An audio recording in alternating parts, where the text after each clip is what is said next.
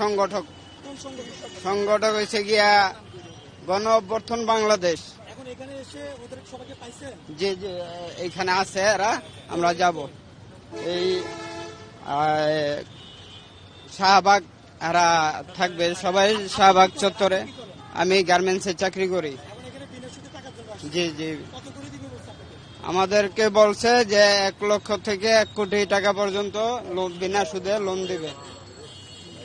1 লক্ষ থেকে 1 কোটি। জি, আপনি কোথা থেকে আসছেন বললেন? আমি নবীগঞ্জ বন্দর, নারায়ণগঞ্জ। ওই এক জায়গা থেকে, নবগঞ্জ থেকে। আপনাকে কি বলেন? এই যে উনি যা বললো তাই আর কি। কি আপনি কি বলেন? আমরা বললাম যে আপনাকে এসে লোন দেওয়ার আর কি ব্যাপার, 1 লক্ষ টাকা থেকে 1 কোটি। এটা এখন সরকারি পক্ষ থেকে বলে দিব নাকি? কারা বলছে? কারা বলছে কেন? এখন মনে হয় একটা সংগঠনের ভিতরে আমাদের বলছে যাইতে।